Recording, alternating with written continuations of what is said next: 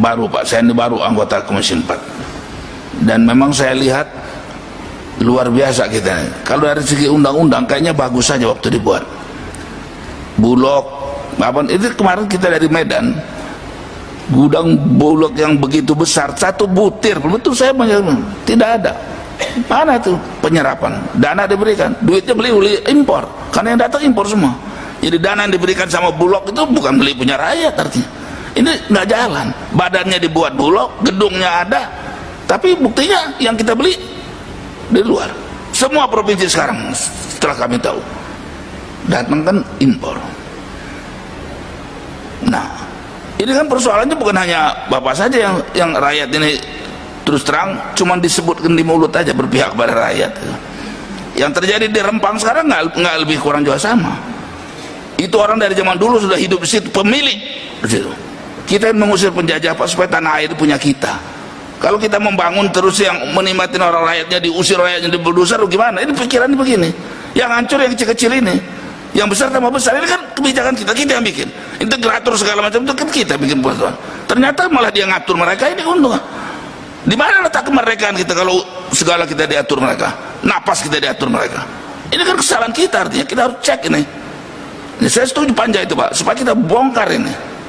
Jangan dikira kita bikin yang dengarnya nama hebat integrator begini, ujung-ujungnya nggak ada yang ngontrol. Kalau misalnya ditentukan 20%, nggak ada yang siapa yang ngontrol. Karena yang lebih ngontrol mereka kalau punya amplop untuk ngontrol itu. Undang-undang ini bisa dikontrol dengan amplop Pak di negara kita ini. Jadi jangan main-main bikin undang-undang. Kalau tidak bisa kita atur, sekarang mari cek di mana Bulog beli padi kita. Nggak ada, kosong, sebutir pun tidak. Bukan nggak ada Bulog, bukan nggak ada duitnya juga, anggaran diputuskan, tapi tidak dialihkan.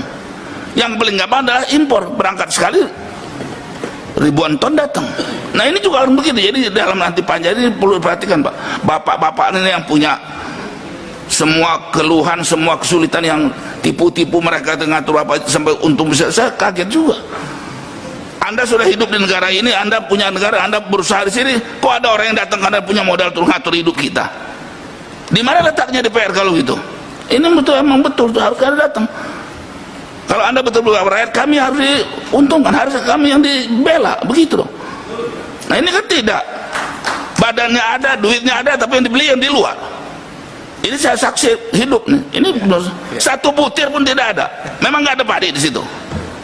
Nah, dan negara ini yang katanya berpihak, kadang-kadang juga lucu.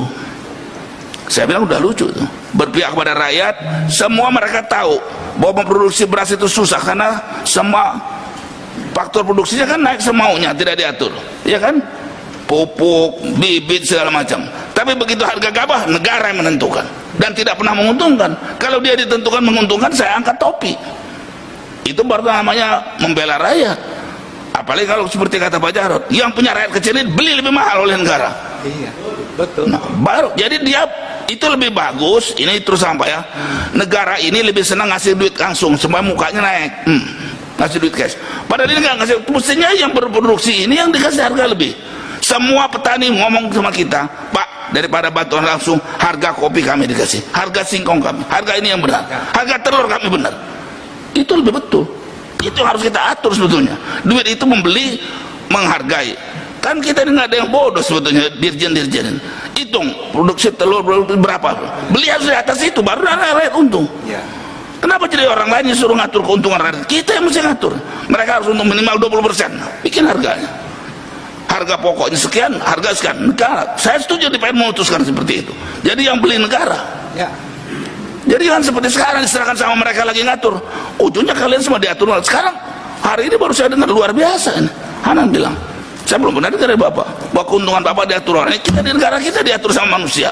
Kalau diatur negara saya angkat topi. Tapi kalau diatur orang-orang kaya-kaya yang ngatur negara ini, pimpin-pimpin ini semua, makanya Rempang orang yang sudah bertahun-tahun itu mau dibulldozer sama jenderal kita, dididik sama ini bukan punya mau mengamankan negara, mau bulldozer rakyat. Nah aneh itu. Di mana letaknya yang benar? Kalau saya yang bisa punya orang, saya pecat itu kayak gitu. Karena semua itu dia orang dididik untuk membela kita, mengamankan. Ini enggak ngancam mau bulldozer, apa itu? Demi si asing ini mau buka usaha. Ini dalam bidang kayak ini juga sama, selalu berpihak kepada mereka. Dan kalau nggak boleh mereka yang ngaturnya lagi kembali dengan amplopnya itu. Ini kayak terbuka nih ngomong. Ini hak kami di PR untuk bicara. Jadi menurut saya Pak, begitu banyak ini kesempatan, jangan disia-siakan. Buka aja, jangan ditutup-tutupin. Sungkan-sungkan nggak ada itu. Sudah nggak zamannya lagi Pak. Dan berhentilah ngomong berpihak rakyat kalau masih begitu caranya. Ini cuma di mulut aja Pak rakyat. Sebetulnya rakyat berproduksi nggak dibeli. Saya dapat data jagung itu saja diperkirakan 18 juta lebih. Kita perlu paling 16 juta, mestinya surplus. Kenapa jadi impor terus? Duit siapa dipakai? Ya duit dari pajak dari kita. Buat ngebunuh kita, kan gila itu namanya. Siapa yang melakukan? Pemerintah kita. Ini yang nggak benernya tuh. Termasuk juga di PR artinya kan. Jadi bikin aturan hati-hati kita. Ini Bapak koalisi loh ya? Iya, nggak peduli saya. Jangan ragu-ragu, kita ini pribadi berbicara pribadi Pak. Kadang cuma pencitraan dulu Pak. Jadi kita jangan pencitraan lah. Saya terus terang saja melihat, menurut saya kita ini baru ngomong aja berpihak pada rakyat. Ya.